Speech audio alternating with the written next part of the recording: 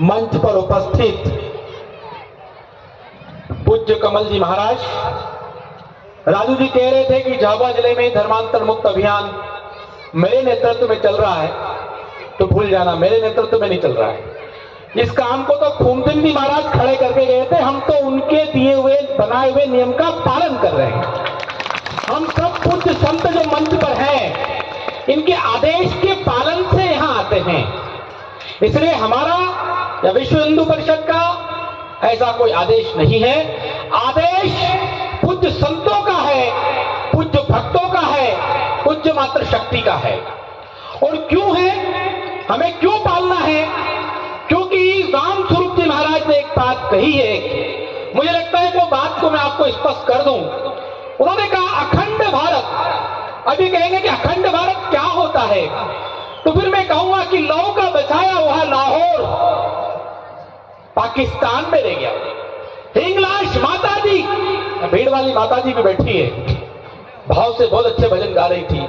आज वो माता जी पाकिस्तान में है, इसलिए उसे भी भारत में मिलाना है। उसे कहते हैं अखंड भारत, क्योंकि हम वहां जा नहीं सकते, क्योंकि वहां आताताइयों का, विधर्मियों का राज हो गया। और उसका मतलब यह हुआ कि जिस प्रकार आज भारत में मेघालय, नागालैंड, मणिपुर, ये पूर्वांचल के जो राज्य हैं, वहां पर धर्म घटा, और धर्म घटा तो देश क्या हुआ? बटा। धर्म घटा, देश बटा। जैसे हमारे घर में हम बहू लाते हैं, आपकी भाषा में क्या कहते हैं बहू को? बहू कहते हैं ना, सब समझते हैं ना। अब बहू यदि हमारी बात न माने, बहू यदि धर्म न समझे, बहू यदि बड़ों का सम्मान न करे, बहू हमारे रीति रिवाज को न माने, तो बेटा क्या करेगा? बहू के पीछे पीछे चल देगा। और बहू के पीछे पीछे चलेगा तो क्या घर टूटेगा कि बचेगा? घर टूटेगा, यही होगा ना, घर टूटेगा। तो ठीक है, उसी प्रकार मैं कहता हूं कि झाबुआ में खूमसिंह जी महाराज ने धर्मांतरण मुक्त अभियान जो चलाया है, उसका मतलब है घर को बचाना, घर को बचाना, घर को बचाना, बहू को धर्म आधारित चलाना है। इसलिए खूमसिंह जी महाराज कह रहे हैं कि धर्म को बचाना है। अब धर्म को बचाना तो कहां अधर्म आ गया? तो आपके ही धरती पर, आपके ही झाबुआ में मैं भारतीय जनता पार्टी सहित अन्य राजनीतिक दल के कार्यकर्ताओं को भी आगाह करना चाहता हूं कि धर्मांतरण मुक्त अभियान के छठवां चरण पूर्ण हो गया। एक भी राजनेता ने आकर के वो वहां नहीं की, पर वहीं ईसाइयों के समर्थन में इसी जिले में कलेक्ट्रेट के मुर्दाबाद हुए, और वो कांग्रेस के नेता जो ईसाइयों के पक्ष में जोर से खड़े हुए। मैं पूछना चाहता हूं कि वो राहुल गांधी जो जनेऊ भले ऊपर पहनना पड़ रहे, मजबूरी भले होगी, पर वो ईसाइयों के पक्ष में खड़े होते हैं और वोट आपके लेने के लिए जनेऊ पहनते हैं, क्योंकि उनको वोट लेना है। हमारा यह कहना है कि हमें राजनीति से कोई मतलब नहीं है, हमें मतलब है हमारी संस्कृति, सनातन परंपराएं, वो बचना चाहिए, हिंदू बचना चाहिए, धर्मांतरण मुक्त झाबुआ होना चाहिए। और मैं आज इस मंच से विश्व हिंदू परिषद का प्रांत मंत्री होने के नाते से सरकार को भी कहना चाहता हूं कि आप किसके पक्ष में खड़े हो, यहाँ के नेता किसके पक्ष में खड़े, स्पष्ट स्टेटमेंट दें अखबारों में कि हम झाबुआ को धर्मांतरण मुक्त करने वाले अभियान को समर्थन करते हैं या नहीं। यदि नहीं करते हैं तो यहां के जनजाति समाज के साथ विश्व हिंदू परिषद खड़ा है। धर्मांतरण मुक्त झाबुआ होकर रहेगा, जनजाति समाज के साथ सारे संत और समाज खड़ा है। और इस अभियान में जो जो खड़ा है उसके साथ पूरा जनजाति समाज खड़ा रहेगा, क्योंकि आज देश और धर्म की आवश्यकता है। मैंने कहा है और लोग कहते आ रहे हैं कि धर्म घटा तो देश बटा, तो देश बटा से मतलब है घर भी हमारा बट रहा है, उसको हमको बचाना है। और उसको बचाने के लिए आज महाशिवरात्रि पर, जैसे आप सबको पता होगा कि महाशिवरात्रि क्यों मनाई जाती है। महाशिवरात्रि इसलिए मनाई जाती है, आप सबको पता है कि जब समुद्र मंथन हुआ, अमृत भी निकला और विष भी निकला, तो जिस प्रकार से आज बम विस्फोट होते हैं, रेडिएटिव किरणों का दुष्प्रभाव होता है, तरंगा जैसा दुष्प्रभाव होता है बम का फूटने से, ठीक उसी प्रकार मान लीजिए कि वो विषपान यदि नीलकंठेश्वर नहीं करते तो धर्म के ऊपर खतरा था, समाज के ऊपर खतरा था। इसलिए आज ही के दिन भगवान शंकर ने वो जहर का विषपान किया, ये जरूर है कि गले से नीचे नहीं जाने दिया, इसलिए नीलकंठ कहलाए और समाज को बचाया। इसलिए आज महाशिवरात्रि का पर्व मनाते हैं। भगवान शिव का और गौरी का विवाह संपन्न भी आज ही के दिन हुआ, ऐसा कहते हैं। ब्रह्मा और विष्णु में जब संघर्ष छिड़ गया तो बीच में एक खंभ की तरह, लोहे की राड की तरह आकर के खड़े होकर के दो भाइयों में, दो परिवार में झगड़ा न हो उसके लिए खड़े हो गए। वो भी आज ही का दिन है। ब्रह्मा और विष्णु में जब थोड़ा संघर्ष चल रहा था को विचारों को लेकर के, तो भगवान शंकर को लगा कि दो एक ही विचार के, एक ही धर्म और देश हैं, दोनों महा पंडित हैं, इनके बीच में विचारों का संघर्ष ये ठीक नहीं है। तो बीच में आकर के खड़े होते हैं और विष्णु भगवान और ब्रह्मा जी कहते हैं कि ये ऐसा कौन सी बड़ी राड आ गई, ऐसा कौन सा चट्टान जैसी ये खड़ी हो गई कि हम दोनों को इन्होंने एक कर दिए। उन्होंने खोज किया तो खोज में ठीक जिस प्रकार से आज बर्फानी बाबा के हम दर्शन करने जाते हैं, बाबा अमरनाथ, ठीक वैसे ही बूढ़ा अमरनाथ है जो पुलस्त ऋषि रावण के पूर्वज हुए हैं। वो जब वहां घूम रहे थे, रावण के पूर्वज पुलस्त ऋषि उससे पहले राजा थे, उनका राज छीन गया था। और राज जब छीन गया और वो तपस्या कर रहे थे, तो तपस्या करते समय उनको ध्यान में आया कि एक कोई संत आता है और वो उनको उससे मुक्ति दिलाता है, उनकी इच्छा पूर्ण करता है।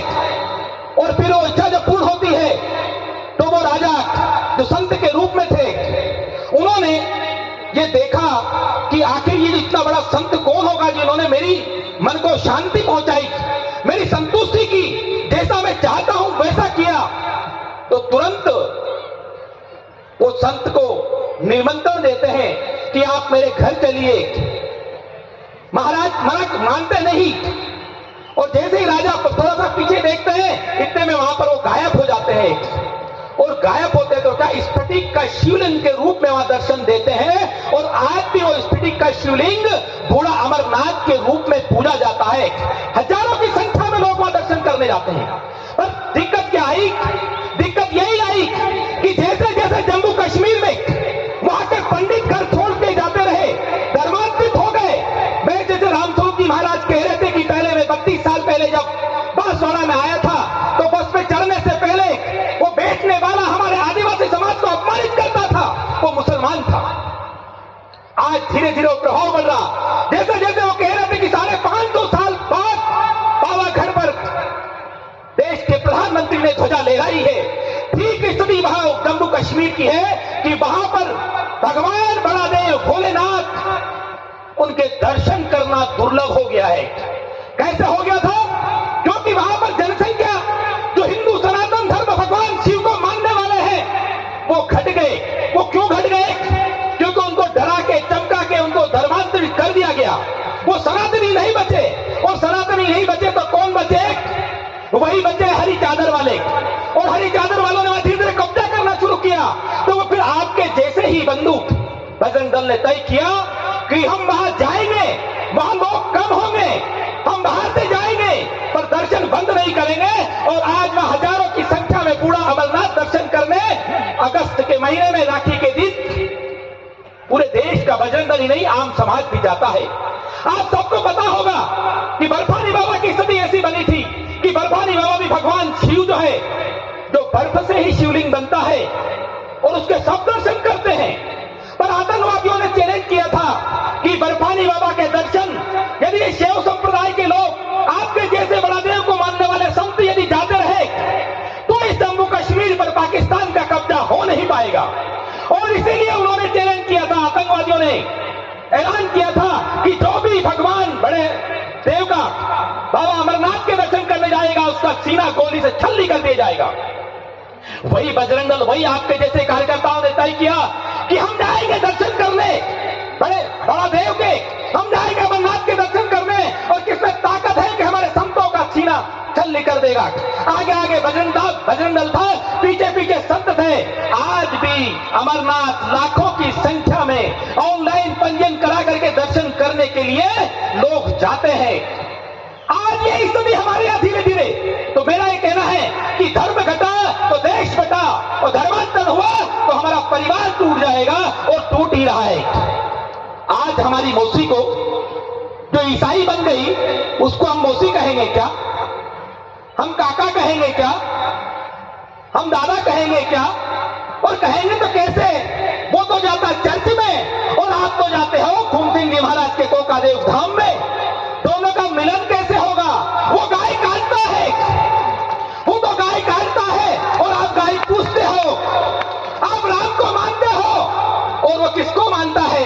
तो कैसे होगा बताइए? परिवार टूटा है ना, तो परिवार को हमको टूटने नहीं देना है, और परिवार को टूटने नहीं देना है तो गांव गांव में जो ये संत समुदाय, ऊपर बैठा भगत समाज जो सत्संग चला रहा है, उस सत्संग में हमें अनिवार्य जाना है। इसलिए जितने भी संतों ने भले 5 मिनट बोला, 7 मिनट बोला, मुझे बहुत प्रसन्नता हो रही थी कि सारे संत, जिसमें एक संत जी तो पूरा भोजन मंत्र भी बोल रहे थे, इधर वीर सिंह जी महाराज भी पूरा सनातन बता रहे थे। नहीं, सारे संतों ने मिलजुल कर आपको बारीक बारीक बातें बताई है, और उस बारीक बात में एक बात मुझे भी समझ में आई कि चोटी रखना, क्योंकि ये हिंदुत्व सनातन की पहचान है। सिर पर तिलक लगाना ये हमारी पहचान है। अभी आप सब देख रहे होंगे कि कॉलेज में पढ़ने लिखने का मतलब है सनातन से धीरे धीरे, तो कैसे चोटी नहीं होगी, उसकी कटिंग होगी, कटोरा कटिंग, और कटोरा कटिंग मतलब को समझ जाना। तो हमको इसे रोकना है। हमारी बहनें जो आज ये इस वेश में बैठी है, इनकी सुंदरता इस वेश में ही बहुत कुछ है, पर जब बहन इंदौर उज्जैन पढ़ने जाती है तो उनका वेश आप देखते होंगे कि क्या हो जाता है।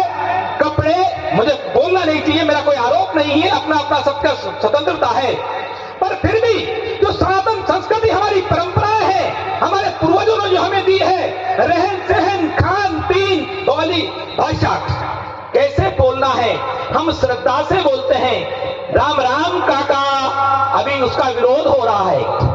क्यों हो रहा है? अरे राम राम तो एक दूसरे को जोड़ने का काम है। तो कहते हम प्रकृति पूजक हैं, हम भी कहते हैं हाँ प्रकृति पूजक है। बहुत बड़ा देव तो प्रकृति के ही पूजक हैं, इसलिए जंगल में ही रहे। और पावा देव, पावागढ़ जैसी माँ, ये कहाँ के कौन से बड़े महानगर में रही? जंगल में ही रही ना। तो हम सब भी जंगल के निवासी हैं, हम सब आदिवासी हैं, पर राम राम हमें जोड़ता है।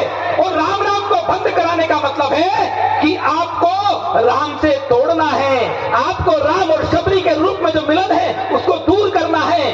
गलत तरीके से साहित्य का वितरण करके, गलत जानकारी दे करके हमें सनातन परंपराओं से दूर करने का प्रयास किया जा रहा है। और सनातन परंपराओं से दूर करने का मतलब है देश धर्म को तोड़ना है। और मुझे पूरा विश्वास है कि आज खून सिंह जी महाराज जी ने जो वट वृक्ष लगाया है, ये फैल रहा है, ये बढ़ रहा है, ये कम नहीं होगा। और पूरे झाबुआ ही नहीं तो बलिराजपुर और जितना ट्राइबल क्षेत्र है, जनजाति क्षेत्र है, वहां पर खून सिंह जी महाराज का लगाया हुआ झंडा, वट वृक्ष, ये आगे बढ़ेगा।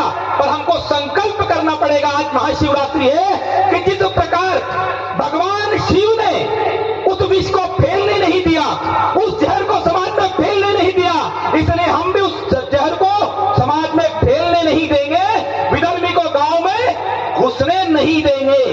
ये संकल्प हमको करना पड़ेगा। यदि ये संकल्प करके चलेंगे और जागते को चोर नहीं लगते हैं, ये ध्यान रखना। यदि हमारे गांव में हम लोग सब सतर्क हैं, हम जागरूक हैं, तो फिर कौन आएगा? हमारे गांव में छोटा मंदिर है क्या? हम नहीं है तो बनाएंगे, और मंदिर नहीं है तो किसी के भी घर को मंदिर मानेंगे, कोई भी सार्वजनिक जगह को मंदिर मानेंगे। वहां बैठ करके रोज घंटा आधा घंटा सत्संग करेंगे। और सत्संग यदि करते रहे तो फिर विधर्मी कोई गांव में घुस ही नहीं पाएगा, क्योंकि आप सब जानते हो कि भगवान का एक ही दूत हनुमान जी, सब जानते हैं ना। जब सीता का हरण हुआ तो एक ही दूत ने जाकर के सीता की खोज कर ली, और फिर रास्ते में जितनी बाधाएं आई उसमें अशोक वाटिका भी आई तो उजड़ गई, तो वो क्या करें, उजड़ गई, पर सीता की खोज करके लाए। इसलिए कहते हैं भूत पिशाच निकट नहीं आवे, महावीर जब नाम सुनावे, नासे रोग हरे सब पीरा, जपत निरंतर हनुमत पीरा। यदि हमने हमारे गांव में हनुमान चालीसा का पाठ रोज शुरू कर दिया तो कौन आएगा वहां, किसकी हिम्मत, भूत पिशाच ही नहीं आ सकता है, तो ये फांसी के फंदे में लटके हुए की हिम्मत कैसे हो जाएगी कि आपके पास आ जाएगा। पहले से फांसी की सजा मिली है भाई, किसको मिली मालूम है ना आप सबको। यदि अच्छे काम करते होते तो आपको फांसी की सजा नहीं मिलती। हमारे यहां महाभारत भी हमने देखी है और रामायण भी हमने देखी है, अंतिम अवस्था में राक्षसों का संहार हुआ है, पर भगवान राम जब अंतिम समय आया कि मुझे राजपाट छोड़ के जाना है, तो कैसे गए, स्वर्ग में जाकर के निवास करने लगे। जब पांडवों को जाना हुआ तो सबको मालूम है कि स्वर्गारोहण पैदल पैदल चल करके गए। ये बात जरूर है कि धर्मराज युधिष्ठिर आखिरी तक गए, बाकी लोग रास्ते में अपनी स्वेच्छा से अपने प्राण त्यागते गए।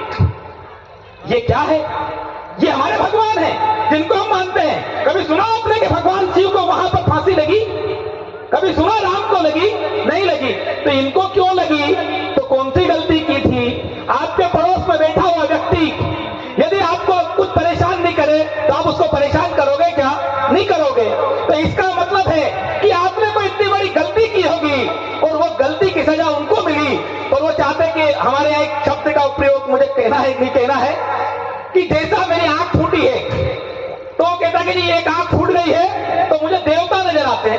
अरे भाई तू काना है, तू दूसरे को भूखे रहा, तो कुल मिला के दूसरे को देवता दिखाने के चक्कर में कि मेरी एक आंख नहीं है तो मुझे सारे देवता नजर आते हैं। अब कोई रहता ही है सिर फिरा और बोले इसको देवता नजर आए, इसको भगवान मिल गए बिना तपस्या के, बिना मंत्र के, बिना साधना के, तो मैं भी एक आंख फोड़ लूं।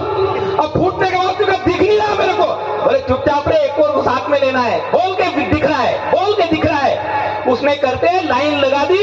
ऐसे ही ये धर्मांतरण जो हो रहा है ये इसी के कारण हो रहा। वो जो चले गए वो भी पछता रहे हैं, उनकी भी इच्छा होती है कि धर्मांतरण से हम घर वापस आ जाए, मैं भी पूर्वजों के मेरे पूर्वजों के सनातन धर्म को पालूं, ये उनकी भी इच्छा होती है। और उसी इच्छा को पूर्ण करने का संकल्प खून सिंह जी महाराज ने लिया कि पछताओ मत बोलो, आंख फूटने के बाद भगवान नहीं दिखते, भगवान दिखेंगे तपस्या से, साधना से, मंत्रों से, सिद्धियों से, लोगों की अच्छे काम करने से दिखेंगे। इसलिए अच्छे काम का संकल्प आज हम सबको लेना है, और आपका लिया हुआ संकल्प आज खून सिंह जी महाराज के कोकावत धाम पर आज फिर मैं कहता हूं दोनों हाथ खड़े करके कहिए कि झाबुआ धर्मांतरण मुक्त होगा। हाथ खड़े करिए, दोनों हाथ खड़े, झाबुआ धर्मांतरण मुक्त हो। दो बोलेंगे झाबुआ धर्मांतरण, झाबुआ आवाज नहीं आ रही, धर्मांतरण मुक्त हो, झाबुआ धर्मांतरण मुक्त हो, झाबुआ धर्मांतरण मुक्त। भारत माता की जय, भारत माता की जय। अब काफी समय हो गया है, भगवान शिव की आराधना करना है, उसके लिए मैं अब मेरी वाणी को ही विराम देता हूं। भारत माता की जय।